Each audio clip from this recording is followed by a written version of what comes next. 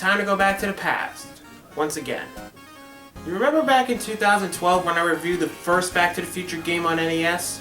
Yeah, it was the very first movie licensed game I reviewed, and I didn't like it. But I'm not the only one. Bob Gale, screenwriter of the entire movie trilogy, said that this is the worst game ever, and he warned us, the fans, to not buy it.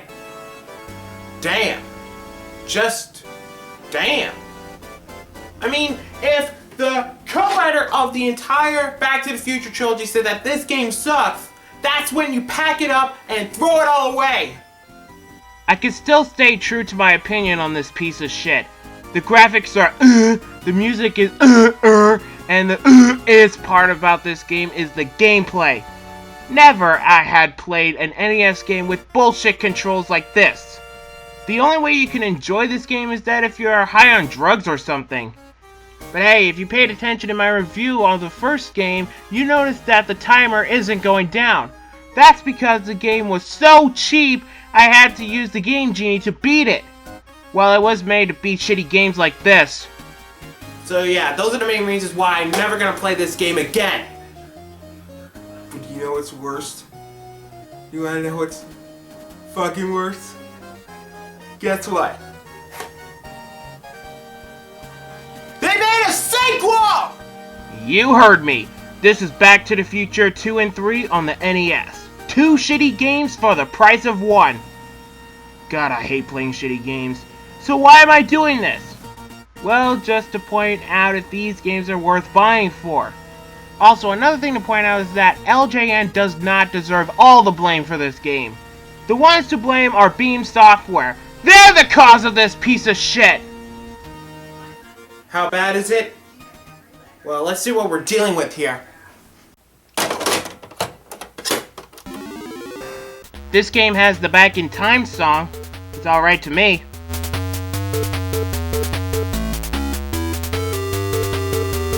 So the game does follow the movie, but only through cutscenes. When Biff gave the sports almanac to his younger self, he managed to make an alternate reality where he's corrupted with power. So it's up to Marty to get the almanac back and burn it. But actually, that's not how the game is played up to. So you play as Marty once again wandering around Hill Valley. Look at the enemies we got in this game. This is just ridiculous. Dive-bombing birds, frogs, evil Martys, and even Goombas and Spinies? Ripped right out of Super Mario Brothers? I mean, what the hell, is this game on drugs or something?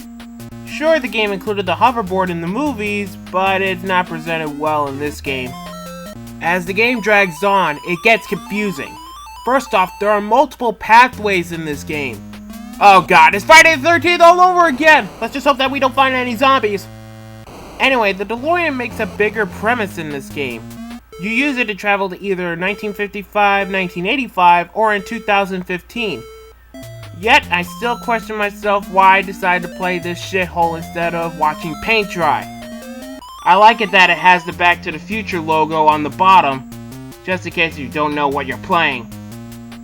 So you might be thinking, what the fuck do you do in this game? You really want to know? Okay. Well, you're supposed to find and return 30 items from their proper place and time. The only way you can get the item is you have to play a minigame inside one of these doors. And the only way to enter the door is to get a key. To get a key, you have to kill some enemies. But the only problem is the key doesn't stay still. Once the enemy is dead, the game thinks you need to have a fast reaction to get the key. Well, if you fail to get the key, that's alright. You have to exit throughout one section and come back to the same one and kill the enemy again. The minigames are interesting, but they are the same thing like how it is in the last game. Collecting clocks. But if you fail getting all the clocks, you will die and you have to start all over. Now, with enough care and patience, you'll manage to get the item. Now, once you get the item, now you have to figure out where it belongs to. It's all random and shit. But sometimes it might be in some pipes, like this one right here. But the last and worst step to return the item is unscrambling a word. This is where my brain shuts off and quits. How am I supposed to figure out what the item really is?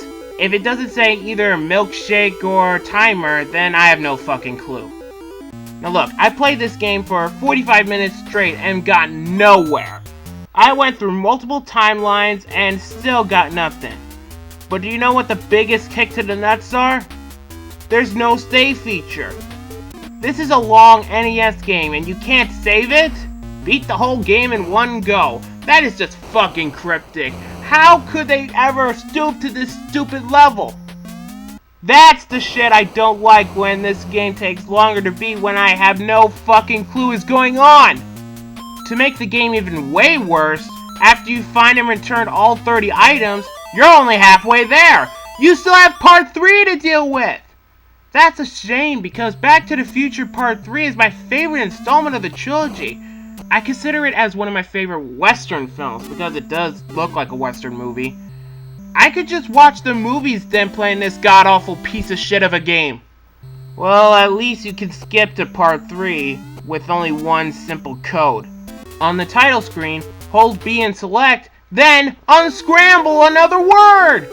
If you know the code already, then good, there's no problem. But seriously, why is this game so cryptic? Again, LJN isn't to blame for this piece of shit. Beam Software fucked up the rest of the trilogy so no one else can have the decency to fix it! All in all, the NES has no good Back to the Future games. Enough said. I'm fucking pissed enough, but I have one more game to take a look at. Back to the Future 3 on the Sega Genesis. We saved the worst for last! The game has the Back to the Future theme, but it sounds like shit.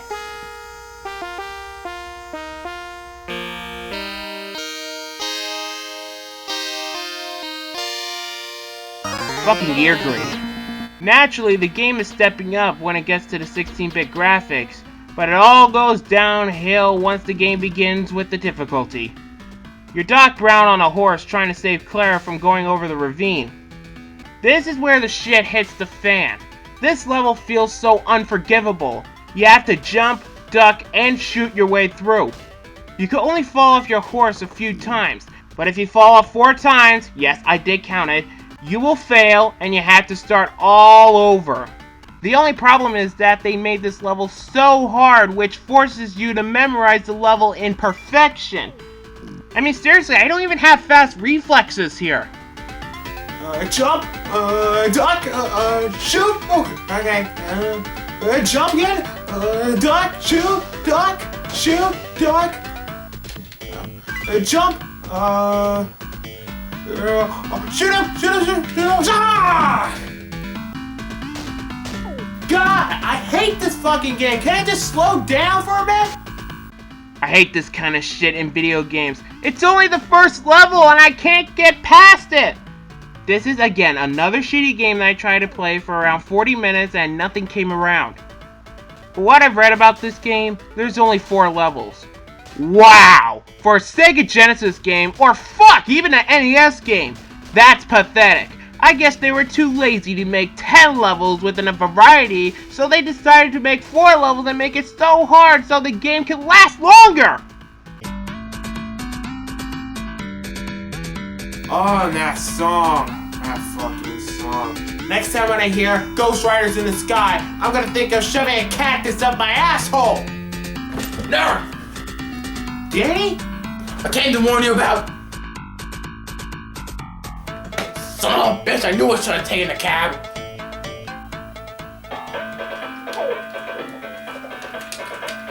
Come on!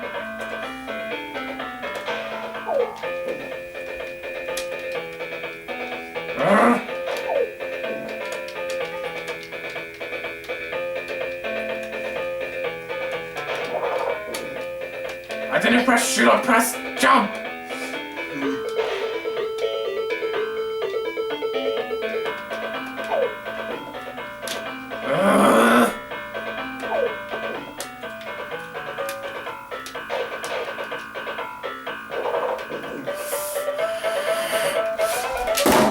I can't believe they made this shit! It's like we're in hell or something! No, it's New Jersey, alright, but I can't even imagine hell being much worse! What should we do with this shit?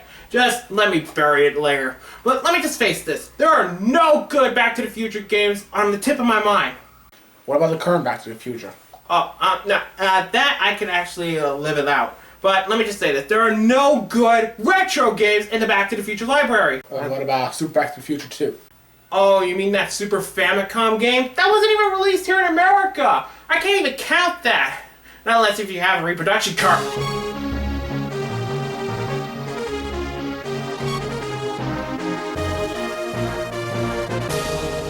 You can't be serious.